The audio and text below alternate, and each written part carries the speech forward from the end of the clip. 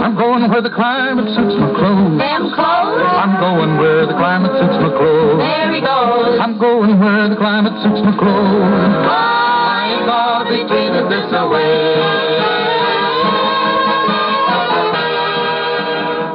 A little music from you to me, folks, as we burn away what little power we have in our emergency backup battery to bring you solace and comfort out there in all of that cold and dark. Our top story for today is Bravo's baleful blackout. It seems some barbaric brigands have bitterly blown up the downtown generator, and everybody is pointing fingers. Free market-hating, downtown abolitionists claim the malfunction is due to landowner malfeasance. But a special report released this week by the Blue Lodge indicates that there might be a more sinister cause of the lingering lights out. The Lodge claims that those idiot downtown abolitionists blew up the generator themselves. Let's hope more of this story can come to light, folks, so the gang of thugs and convicted criminals can be brought to justice. And for our next story, Bravo's livestock What? I'm not going to read that on the air. Didn't you know she was one of the... how much brass? The Black Phoenix Group and the entirety of Bravo mourns the loss of Anna. Anna had come to Bravo in the last year and never ceased to care for Bravo, its citizens, and was always on hand to aid those who needed it. Anna sacrificed herself on Saturday during the last November trade days to try and stop the rise of final nights attacking Bravo. Her courage and dedication to Bravo will always be remembered. On behalf of the Black Phoenix Group and all of Bravo, this moment of silence goes out to Anna and all of the other members of the Bravo and the Border Guard who have died trying to save those they love.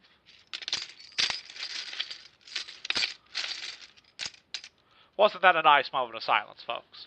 Speaking of our dearly departed Anna, a gang of final knights led by the crimson-clad villain Grozny ruthlessly kidnapped and murdered a gaggle of youths last month in a bloody ritual which opened what can only be described as a hellgate that nearly demolished our little town. I have said time and time again, folks, that these final knights are a plague on this world. They are not tolerated anywhere else in the wastes. They are monsters. But the downtowners decided to let them into our home, and I think they ought to answer for it.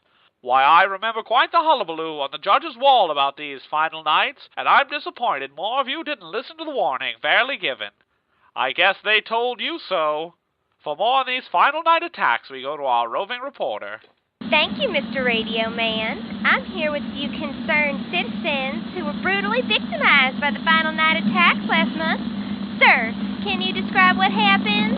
There wasn't no final nights.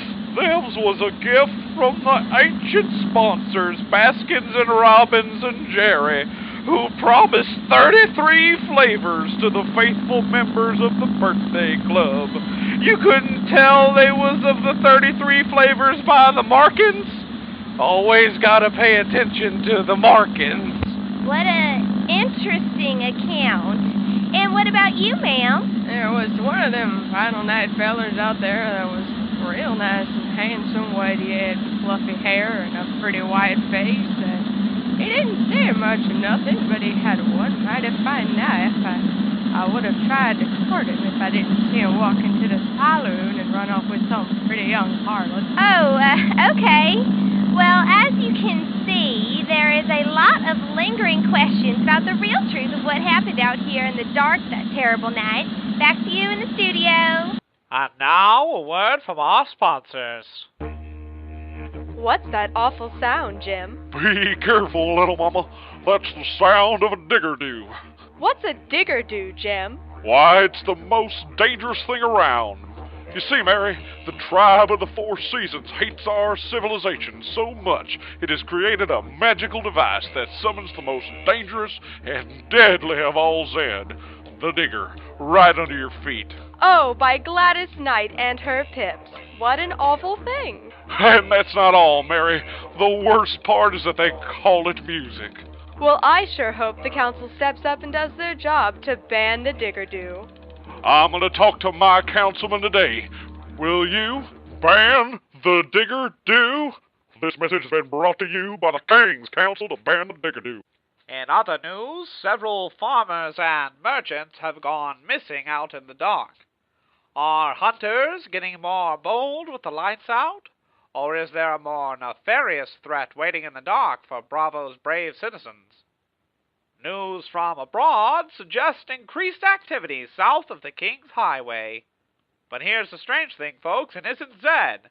Rumors abound. Is it Mustang's forces? Highway Rob? Aggies? We want to know. So if you find out, please be sure to let us know by leaving a note at the outpost. Trade is down as more and more merchants are making the wise decision to move past downtown Bravo for safer settlements abroad. I tell you, folks, these downtowners have cost our traditions, they have cost us our way of life, and now they're costing us our trade. Something has to be done, and something has to be done soon. But that's just one man's opinion. And now for more music. They all laughed at Christopher Columbus when he said the world was round. They all laughed when Edison recorded sound. They all laughed at Wilbur and his brother when they said that man could fly. They told Marconi wireless was a phony.